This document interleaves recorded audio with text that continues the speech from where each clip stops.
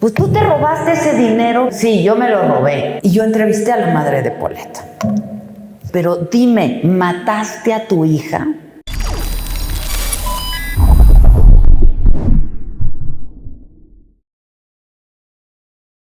Antonio, del estado de Guerrero. Regresando un poquito al tema de lo que comentaban algunos compañeros de que estamos trabajando en la marca personal. Una de las especialidades de tu carrera ha sido la entrevista y supongo que en alguna ocasión te tocó entrevistar a personas de las cuales tienes el contexto de quiénes son, sus carreras y demás, pero lo que se veía en la entrevista era una familiaridad que traspasaba solamente el contexto. ¿Cómo conseguir eso hoy que una de las herramientas para hacer el marketing de contenido es la colaboración, la entrevista o el podcast? Bueno, mira, por supuesto que hoy me siento mucho más segura que cuando empecé, ¿no? Dicen que si no te avergüenzas de tus primeros trabajos quiere decir que no has crecido y no has evolucionado y no has hecho nada. Me avergüenzo muchísimo de lo que hice ayer, o sea, me sigo avergonzando.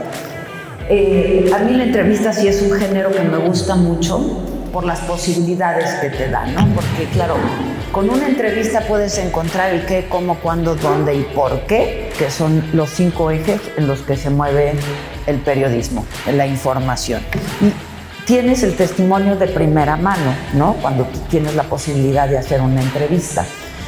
El 95%, más te diría yo creo que el 98% de las personas que he entrevistado en mi vida no las conozco. Conozco sus trabajos y las entrevisto porque despiertan en mí algún interés, o porque es noticioso, porque están siendo noticia, o porque me parecen personajes atractivos por X, Y o Z, pero sí estudio el personaje, ¿sabes? O sea, no llego a improvisar. Nunca llevo un cuestionario, no me gustan los cuestionarios, lo que no significa que no haya hecho yo un cuestionario mental una vez de haber estudiado al personaje y de saber qué quiero obtener yo de esta entrevista, ¿no? Hay algunas entrevistas muy famosas que la gente, es un poco lo que tú decías, ¿por qué hay contenidos que tienen más impacto que otros? Bueno, pues porque hay personajes que son más mediáticos que otros, porque hay personajes que son más interesantes que otros, hablando de la entrevista, por ejemplo. Y pues recuerdo una entrevista que le hice a Popeye, el sicario de Pablo Escobar, por ejemplo, que es una entrevista que tiene millones de reproducciones, que se ha hecho muy famosa y que toda la gente me hace referencia a ella. ¿Por qué? Pues porque tienes a una mujer entrevistando a un sicario y le digo, ¿y usted a cuántas personas ha matado? ¿No? Y me dice, ¿de manera directa o indirecta? Digo, no, bueno, como quiera, ¿no? Me dice, bueno, de manera directa 300, de manera indirecta 3000. Corte A, casi me paro y me le voy encima y le digo, pues yo no te creo nada de lo que tú me estás diciendo, yo no creo en tu conversión y creo que seas una buena persona ahora, ¿no? Y eso pues se le quedó mucho a la gente porque pues decían, a mí me preguntan, ¿no te dio miedo? Y yo dije, pues no, o sea, ¿por qué me va a dar miedo si estoy en un entorno que a mí me parecía que estaba seguro, ¿no?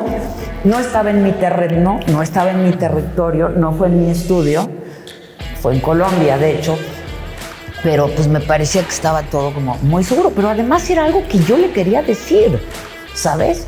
Entonces, a veces es lo que yo les decía hace un rato, la pregunta más sencilla es la más importante, es la que te va a dar la respuesta que tú estás buscando. Otra entrevista, por ejemplo, ¿se acuerdan del caso Paulette? ¿No? La niña Paulette. Y yo entrevisté a la madre de Paulette. Y yo me acuerdo que yo le dije, pero dime, ¿mataste a tu hija? No pensando que yo soy el Ministerio Público, ni soy el padre que viene a confesar. Yo nunca pensé que ella me iba a decir, sí, yo la maté, ¿no? Pues no, por supuesto que no. Pero sí sabía que lo que ella dijera o no dijera y cómo lo dijera era muy importante para esa entrevista. Y era lo que a la gente se le iba a quedar. Es decir, a veces Pues tú te robaste ese dinero, pues ¿quién se cree uno? Yo no soy Ministerio Público, para pensar que va a venir alguien y decir, sí, yo me lo robé, ¿no? Cuando entrevisto a estos políticos, de los que hay muchos. Pues no estoy, pero hay que preguntarlo. Hay que preguntarlo, tienes que poner el dedo en la llaga, lo tienes que preguntar. Y no te van a decir, sí, yo me lo robé, pero lo que te digan, lo que no te digan, los silencios, hay que aprender a leer todo eso. No solo como entrevistado, como espectador. Entonces, pues se ve familiaridad porque hay personajes que me han impuesto muchísimo, la verdad. Pero pues yo estoy convencida que estoy haciendo lo que me gusta hacer, preguntando lo que quiero preguntar y lo que pienso que a la gente le interesa saber. Y si pasa algo, y a lo mejor no está bien que yo lo diga, pero Susana puede decir, sí pasa una especie de... Hay un momento muy mágico cuando yo hago una entrevista. Alguna vez Carlos Slim me dijo, eres la última persona a la que yo le daría una entrevista. Y yo consideraba que pues, nos llevábamos bien, ¿no? Y le dije, ¿por? Me dijo, porque tú sacas la sopa sin que uno se dé cuenta, ¿no? O sea, sacas toda la pinche historia.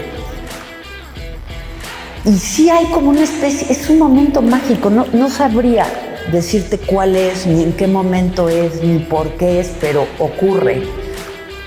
Que la gente se siente cómoda hablando conmigo, se siente en confianza hablando conmigo y no se dan cuenta cuando pues ya la cagaron, ¿no?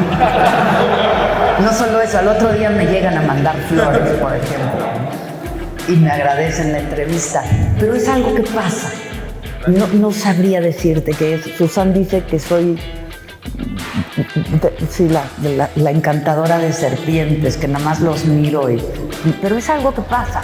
Es una entrega, yo creo, de mi parte y mi persona.